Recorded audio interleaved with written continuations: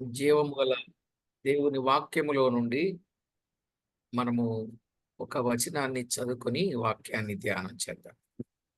आज का दिन वचन के अंदर से एक वचन पढ़कर हम अध्ययन करेंगे। రాజుల మొదటి గ్రంథం 19వ అధ్యాయం 16వ వచనాన్ని చదువుకుందాం. तो आज का दिन पहले राजा का पुस्तक 19वां अध्याय 16 वचन पढ़ेंगे। ఇశ్రాయేలు వారి మీద నింషి కుమారుడైన యెహూకు పట్టాభిషేకము చేయుము. నీకు మారుగా ప్రవక్తయ్యుండుటకు ఆబేల్మెహోలావాడైన షాపాతు కుమారుడైన ఎలీషాకు అభిషేకము చేయుము. और इस्राएल का राजा होने के निमशी के पुत्र यहू का और अपने स्थान पर नबी होने के लिए अबेलहोला के शपथ के पुत्र एलिशा का अभिषेक करना। చదవబడిన లేఖనం కొరకై ప్రార్థన చేసి వాక్యాన్ని విందాం. पढ़ा हुआ वचन के लिए प्रार्थना करके अध्ययन करेंगे। పరిశుద్ధుడవైన మా తండ్రి, ఘనుడవైన మా దేవ, మీ ఘననామమునకు వేలాది వందనములు, కోటాను కోట్లు స్తుతులు స్తోత్రములు చెల్లిస్తున్నాం. पवित्र परमेश्वर और आपका घना नाम के लिए और धन्यवाद देते हैं हम प्रार्थना करते हुए। చదవబడిన లేఖన భాగమును దీవించి మా అందరికీ తేటగా మీ వాక్యములో ఉన్న వాస్తవాన్ని బయలుపరచి మీ నామమునకి మహిమ ఘనత ప్రభావములను ఆరోపించుకొనమని కోరుచు पढ़ा हुआ वचन के लिए आप आशीष देते हुए और पवित्र रूप से सीधा से हवा से बात करने के लिए प्रार्थना करते हुए మా ప్రభు అయిన యేసు క్రీస్తు నామమున వేడుచు ఉన్నాం మా పరమ తండ్రి. हमारा प्रभु यीशु मसीह में मांगते पिता, धन्यवाद, आमीन। ప్రభునందు ప్రియులారా, జీవము గల దేవుని వాక్యములో ఎలీషా ఒక ప్రవక్తగా ప్రభువు కొరకు గొప్ప పని చేశాడు. తద్వారా ప్రజలు ఎంతో మంది మేలు పొందారు. प्रियनो, एलिशा भविष्य वक्त बन करके अनेक कार्य किया, इसी के लिए अनेक लोग आशीष पाए हुए हैं। కాబట్టి ఆయన చనిపోయిన ఆయన ఎముకలకు తగిలిన వారు బ్రతికినట్లుగా మనము చూచాం. और मरण पाने के बाद में भी उनका हड्डी को एक शव छूने से वो जीवित हुआ करके हम अध्ययन किया है। బైబిల్ గ్రంథంలో చాలా మంది ప్రవక్తలు ఉన్నారు, ప్రవక్త్రిలు కూడా ఉన్నారు. पवित्र शास्त्र बाइबल में अनेक लोग भविष्यवक्ता है, भविष्यवक्तिनी भी है। దాదాపుగా 61 మంది ప్రవక్తలు ఉన్నారు.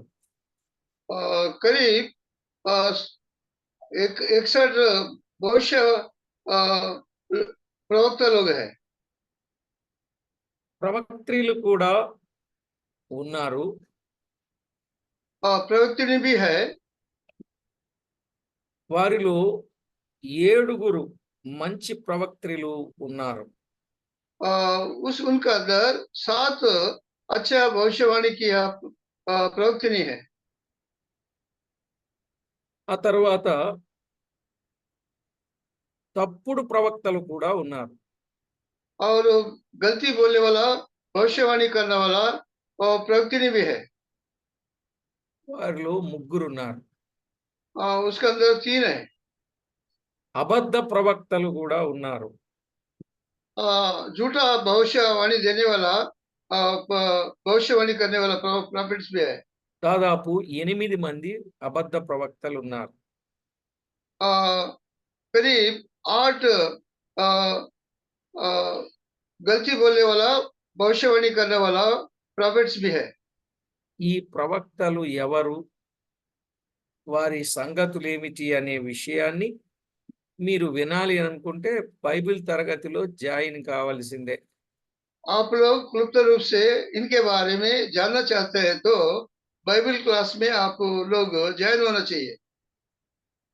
ఈ సబ్జెక్ట్ వినడానికి దేవుని చిత్తమైతే మార్నింగ్ స్పెషల్ క్లాస్ ఒకటి ఏర్పాటు చేసి ఆ స్పెషల్ క్లాస్‌లో ఇది వినే ప్రయత్నాన్ని చేద్దాం. आगे चलकर हो सके तो सवेरे के समय इनके बारे में हम लोग एक मीटिंग रखकर अपन अध्ययन करेंगे। అసలు ప్రవక్తలనగా ఎవరు? भविष्यवाणी देने वाला प्रॉफिट्स कौन होता है? ప్రవచనమనగా ఏమి? जो प्रवचन जो है क्या होता है? ప్రవచనాల ప్రారంభం ఎప్పటి నుండి? प्रवचन का आरंभ कभी से हुआ है? ప్రవక్తల చరిత్ర ఏమిటి? भविष्यवाणी करने वाला उनका ప్రవక్తల నామములేమిటి? उनका नाम भी क्या है और चरित्र के बारे में ప్రవక్తల పిలుపేమిటి? तो भविष्यवाणी करने वाला उनका बुलावट क्या है? ప్రవక్తల ప్రవర్తన ఏమిటి? भविष्यवाणी करने वाला उनका भविष्य क्या है? ప్రవక్తలు సిద్ధపరచబడిన విధమేమిటి? भविष्यवाणी करने वाला और किसी तरह सिद्ध किया हुआ ప్రవక్తలు జీవించిన విధమేమిటి? और प्रॉफिट्स जो लोग है वो कैसा जीवन बिताए? ప్రవక్తల గొప్ప కార్యాలేమిటి? भविष्यवाणी करने वाला ప్రవక్తల कार्य क्या है? ప్రవక్తల సూచనలు ఏమిటి? भविष्यवाणी करने वाला सूचना क्या है? ప్రవక్తల పనులు ఏమిటి? भविष्यवाणी करने वाला का काम कैसा है? ప్రవక్తల శ్రమలు ఏమిటి? भविष्यवाणी करने वाला का तकलीफ क्या है? ప్రవక్తల తరగతులు ఏమిటి? भविष्यवाणी करने वाला उनका जो क्लासेस क्या है? ప్రవక్తలు ప్రవచించిన ప్రవచనాలేమిటి? भविष्यवाणी करने वाला कौन सा प्रवचन दिए उन्होंने? ప్రవక్తల సంఖ్య ఎంతమంది, వారెవరెవరు అనే విషయాలన్నీ చాలా తేటగా మనం వినవచ్చు. इसी के बारे में अब क्लुप्त रूप से हम लोग सुन सकते हैं। ఈ సబ్జెక్ట్ దాదాపు 16 పాయింట్స్ మీద దేవుని వాక్యాన్ని మనం వినవచ్చు. इसी के बारे में सब्जेक्ट के ऊपर 60 सब्जेक्ट के ऊपर हम लोग क्लुप्त रूप से सुन सकते हैं। ఎందుకంటే పరిచర్య అంతా కూడా ఒకటి న్యాయాధిపతులు,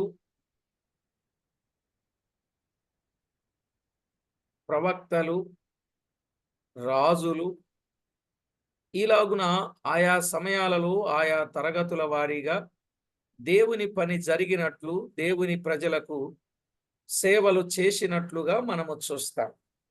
न्यायाधीश के बारे में, भविष्यवाणी करने वाले के बारे में, राजाओं के बारे में उन्होंने कैसा काम किया ऐसा अध्ययन कर सकते हैं। పాత నిబంధన అంతా కూడా రెండు మాటలతో చెప్పబడింది. और जो जुना नियमम जो है तो पूरा जुना नियमम दो बातों से कहा गया है। ఒకటి ధర్మశాస్త్రము, రెండు ప్రవక్తలు. ధర్మశాస్త్రము, ప్రవక్తలు అనే పాఠమే చెప్పబడింది. वहां पर लिखा है धर्मशास्त्र के बारे में और भविष्यवाणी करने वाला प्रवक्तों के बारे में। కనుక దైవ లేఖనంలో వ్రాయబడిన వాస్తవికతను మనము జ్ఞాపకం చేసుకున్నట్లయితే वचन మెస్సియా బైబిల్ గ్రంథములో మెస్సియాను గూర్చిన సంగతులు విశేషంగా చెప్పిన ప్రవక్తలు ఉన్నారు. मेशिया के बारे में क्लुप्त रूप से बताए हैं और ये भविष्यवाणी करने वाला प्रवक्ता है। అందులో మనము ఎలీషా జీవితం కొరకు మనము చెప్పుకుంటున్నాం కాబట్టి ఎలీషా జీవితంలో ఆయన గొప్ప ప్రవక్తగా, ఏలియాకు బదులుగా ఉపయోగపడిన ప్రవక్తగా మనము చూడగలం. एलिशा का जीवन के बारे में हम लोग अध्ययन कर रहे हैं। एलिया के बाद में और अनेक रीति से प्रभु ने उनको इस्तेमाल किया करके हम देख सकते हैं। ప్రవక్తలు ప్రవచించిన ప్రవచనాలు ముఖ్యంగా కొన్ని ఉన్నాయి. जो भविष्यवाणी करने वाला प्रवक्ता है कुछ प्रवचन किया, कुछ बातें हैं। యాకోబు రాసిన పత్రికలో 5వ అధ్యాయం 10వ వచనంలో ఒక మాట ఉన్నది. आ, जो याकूब का पुस्तक है 5वां अध्याय 10वां वचन में एक बात ऐसा लिखा है। ఇక్కడ వ్రాయబడిన మాట మనము ఆలోచన చేసినప్పుడు वहाँ 5వ पर लिखा అధ్యాయం 10వ ఓకే 5:10 5 और 10 वचन में लिखा है ऐसा। నా సహోదరులారా, ప్రభు నామమున బోధించిన ప్రవక్తలను శ్రమానుభవమునకును ఓపికకును మాదిరిగా పెట్టుకొనుడి అన్నాడు. ये भाइयों, जिन भविष्य वक्ता ने प्रभु के नाम में बातें की, उनके दुख और उठाने और धीरज धरने का एक आदर्श समझो। కనుక ఇప్పుడు మనము జ్ఞాపకం చేసుకునే మాట, ప్రభు నామమున బోధించిన ప్రవక్తలు వారి శ్రమానుభవం, వారి ఓపికకు మాదిరిగా పెట్టుకొనుట అంటే, మనము ఎలీషాను గూర్చిన విషయాలు చూస్తున్నప్పుడు ఆయనను మనము మాదిరిగా పెట్టుకోవలసిన వారమై ఉన్నాం. जैसा लिखा है वचन में, जो भविष्य वक्ता किसी तरह काम किया, किसी तरह तकलीफ उठाया, इस तरह एलीशा के जीवन में किसने कैसा उन्होंने कार्य किया, कैसा श्रम उठाया करके हम लोग अध्ययन कर सकते। నిజంగా వారిని గూర్చి మనం విన్నప్పుడు మనకు ఎంతో గొప్ప మాదిరి వారు చూపించారు. దానిని మనము అనుసరించాలి. इसी के बारे में अध्ययन करने के समय में कितना नमूना का जीवन उन्होंने दिया है, इसी तरह हम लोग इसी तरह नमूना बन के वो उस नमूना में हम लोग चलना चाहिए। ప్రవక్తలు ప్రవచించిన ప్రవచనములు మనము కొన్నింటిని జ్ఞాపకం చేసుకున్నప్పుడు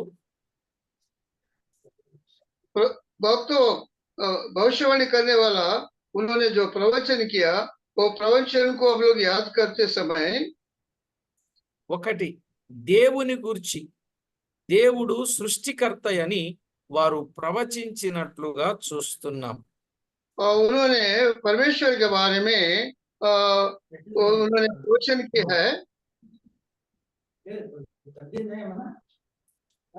ఇర్మియా గ్రంథం 10వ అధ్యాయం 10 నుండి 13 వచనాలు. चैप्टर अध्याय मंडी 10వ అధ్యాయం 10 నుండి 13 వచనాలు. इर्मिया के पुस्तक में 10वां अध्याय 10 से वचन में ऐसा लिखा है। యెహోవాయే నిజమైన దేవుడు, ఆయనే జీవము గల దేవుడు, సదాకాలము ఆయనే రాజు. ఆయన ఉగ్రతకు భూమి కంపించును, జనములు ఆయన కోపమును సహింపలేవు. మీరు వారితో ఇలాగు చెప్పవలెను, ఆకాశమును భూమిని సృష్టింపని ఈ దేవతలు భూమి మీద ఉండకుండాను ఆకాశం క్రింద ఉండకుండాను నశించును. 12వ వచనం, ఆయన తన బలము చేత భూమిని సృష్టించెను, తన జ్ఞానము చేత ప్రపంచమును స్థాపించెను, తన ప్రజ్ఞ చేత ఆకాశమును విశాలపరచెను. ఆయన ఆజ్ఞనీయగా జలరాశులు ఆకాశ మండలములో పుట్టును, భూమి అంత భాగములలో నుండి ఆయన ఆవిరి ఎక్కచేయును, వర్షము కలుగునట్లుగా ఆయన మెరుపులు పుట్టించును, తన ధనాగారములలో నుండి గాలిని రావించును అని వారు ఆ రోజుల్లో ప్రవచించినట్లుగా చూస్తున్నాం.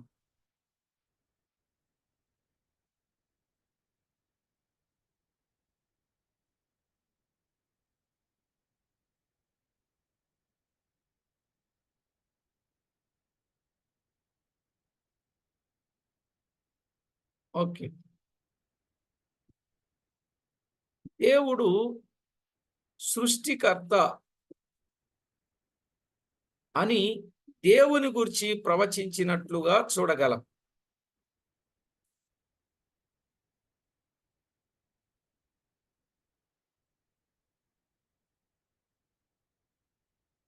అంకుల్ కట్ అయినట్టుందండి, సిగ్నల్ లేదు.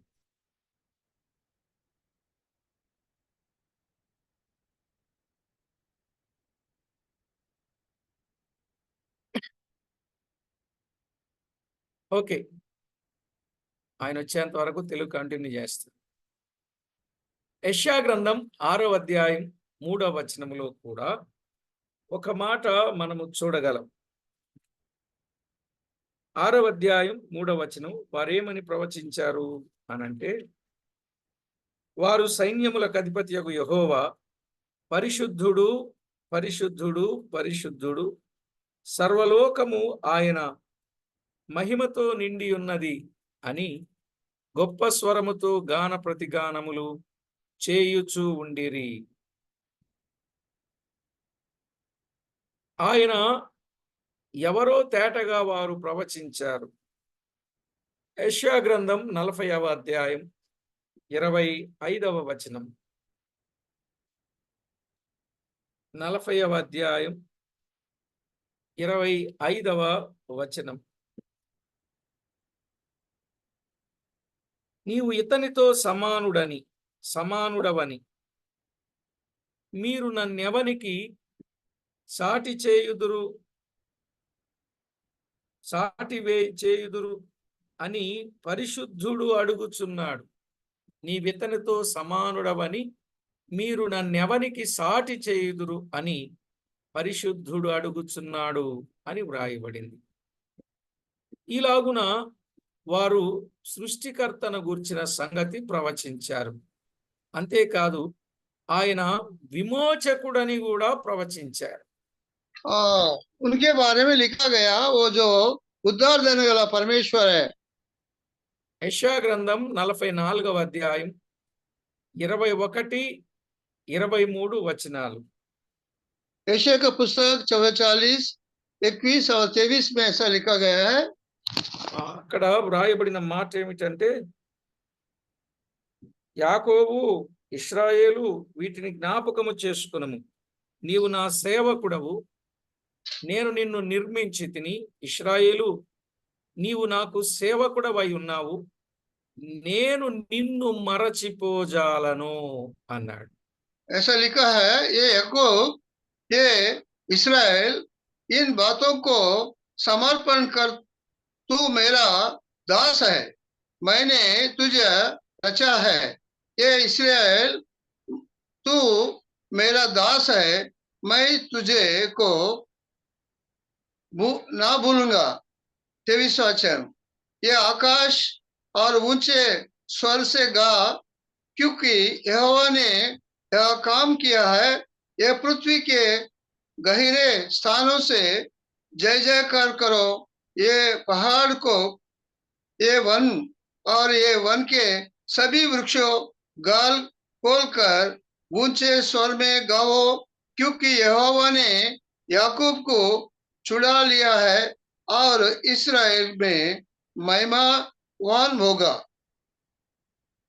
ఇక్కడ 23వ వచనం. యెహోవా ఆ కార్యమును సమాప్తి చేసి ఉన్నాడు. ఆకాశములారా ఉత్సాహధ్వని చేయుడి, భూమి అగాధ స్థలములారా ఆర్భాటం చేయుడి, పర్వతములారా అరణ్యమా అందులోని ప్రతి వృక్షమా సంగీతనాదము చేయుడి. యెహోవా యాకోబును విమోచించును, ఆయన ఇశ్రాయేలు తాను మహోన్నతునిగా కనపరచుకొనును అని చెప్పాడు. यहाँ पर आकाश ऊंचे स्वर से गाओ, क्योंकि यहोवा ने यह काम किया है। पृथ्वी गहरी स्थान से जय जयकार करो। पहाड़ों, वन और वन वृक्ष गाल खोलकर ऊंचे स्वर से गाओ। ఆయన నీతిమంతుడని ప్రవచించారు. और वो धार्मीय करके प्रवचन किए हुआ है। ఆయన సృష్టికర్త అని, ఆయన విమోచకుడు అని, ఆయన నీతిమంతుడని వారు ప్రవచించారు. वो परमेश्वर है जो हमको हमें बना है और पृथ्वी को सारा सृष्टि को बनाए हुए करके उन्होंने प्रवचन दिया है। సృష్టికర్త, క్రియేటర్, విమోచకుడు, రిడీమర్, నీతిమంతుడు, రైచియస్నెస్ లేక धर्मी है। वो परमेश्वर है, हमें रचा है, वो उद्धार करता है, वो राजा है। ये सब प्रवचन में उन्होंने बता दिया। కనుక ఈ వీటిని గురించి ఎక్కువగా ప్రవక్తలు ప్రవచించినట్లుగా, ఆయన గొప్పతనాన్ని ప్రవచించినట్లుగా మనము చూస్తాం. परमेश्वर का धार्मिकता के बारे में और उनके ऊंचाई के बारे में और भविष्यवक्ता लोगों ने भविष्यवाणी किया हुआ है। రెండవదిగా పశ్చాత్తాపమును గూర్చి పాపమును మోమాటము లేకుండా ఖండించారు ప్రవక్తలు.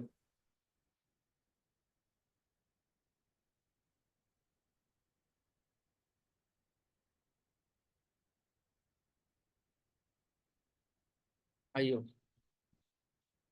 పశ్చాత్తాపమును గూర్చి ప్రవచించారు, అలాగే పాపమును గూర్చి ప్రవచించారు. ఆ పాపము యొక్క ఫలితం ఎలా ఉంటుందో దానిని గురించి వారు చెప్పారు. పాపము చేస్తున్న వారిని మోమాటం లేకుండా ఖండించారు. అంటే దానిలో ఏ విధమైన పొత్తు కుదరదు అని చెప్పేశారు. వేళ వాళ్ళకు అనుకూలమైన వారు చెప్పినా అవి దేవుడు చెప్పకపోయినా వారి సొంత మాటలు చెప్పారు.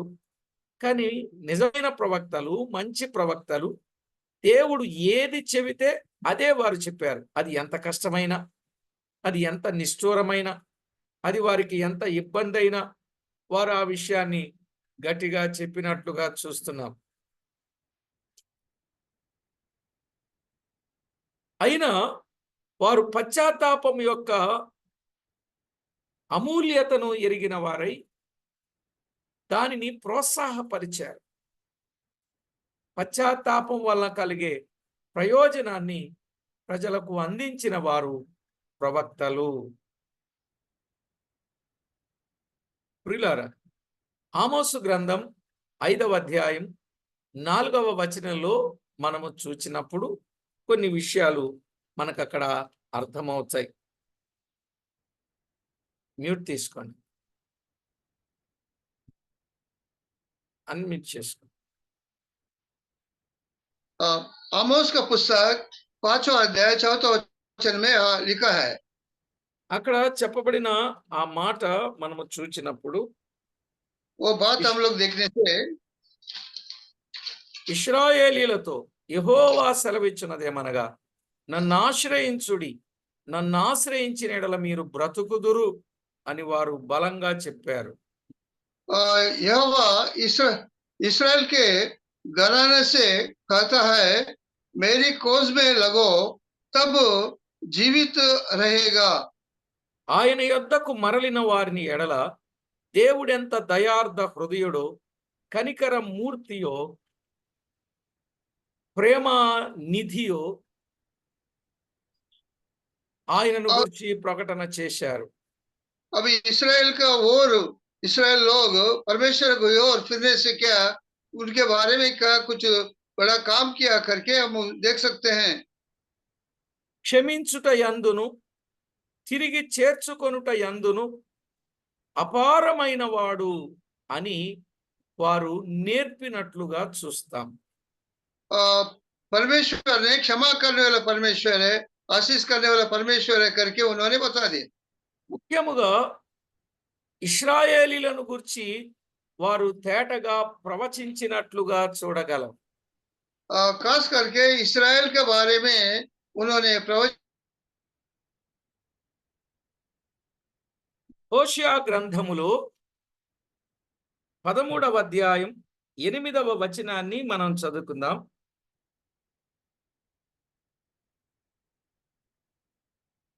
హోషేయ గ్రంథం 13:8. పిల్లలు పోయిన ఎలుగు బంటి ఒకని మీద పడునట్లు నేను వారి మీద పడి వారి రొమ్మును చీల్చివేయుదును. ఆడు సింహము ఒకని మృంగువేయునట్లు వారిని మృంగువేతును. దుష్ట మృగములు వారిని చీల్చివేయును అని చెప్పాడు. హోషేయ గ్రంథం 13వ అధ్యాయం 8వ వచనంలో. అదే 6వ వచనములో, తరువాత వారికి మేత దొరకగా వారు తిని తృప్తి పొందిరి, తృప్తి పొంది గర్వించి నన్ను మరచిరి అని చెప్పాడు. చూశారా ఇశ్రాయేలీల యొక్క పరిస్థితి? వారికి మేత దొరకగా వారు తిని తృప్తి పొందిరి, తృప్తి పొంది గర్వించి నన్ను మరచిరి అని చెప్పాడు.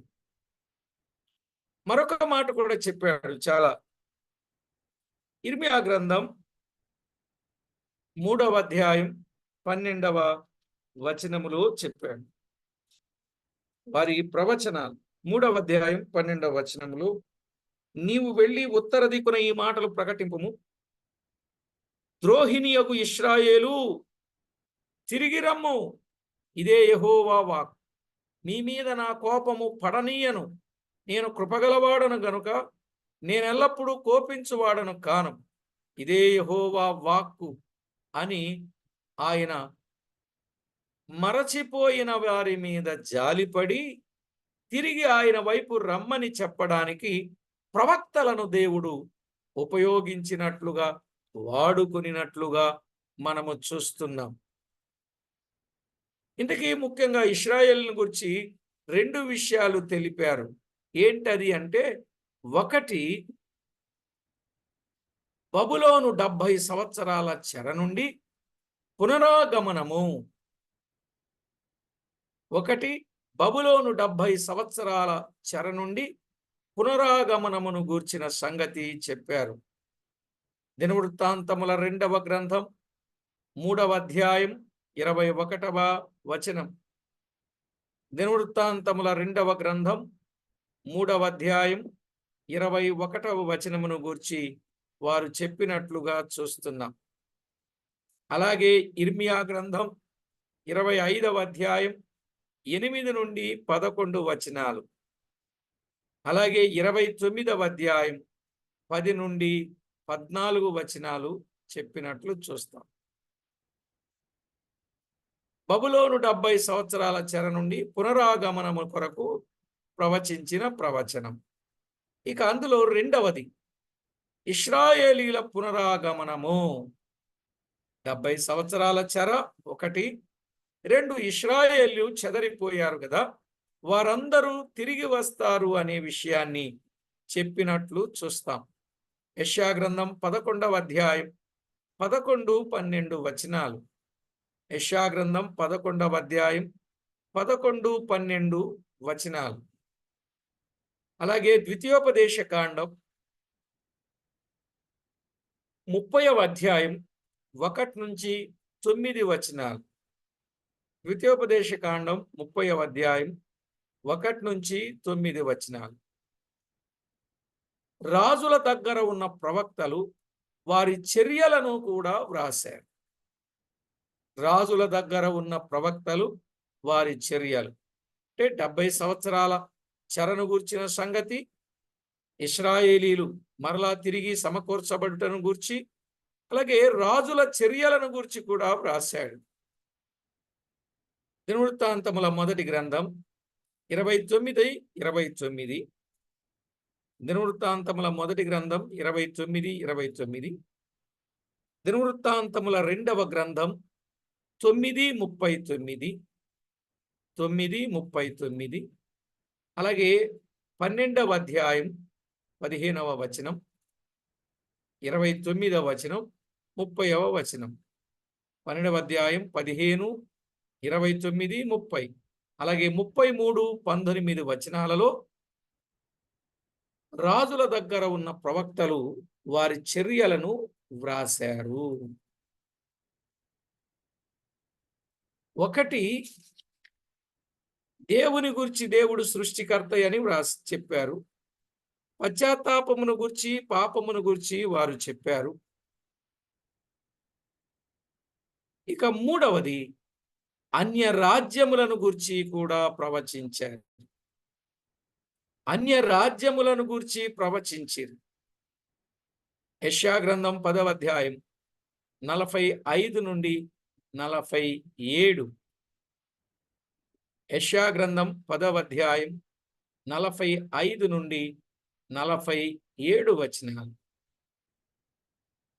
అలాగే 13వ అధ్యాయం 24వ అధ్యాయం, 13వ అధ్యాయం 24వ అధ్యాయం.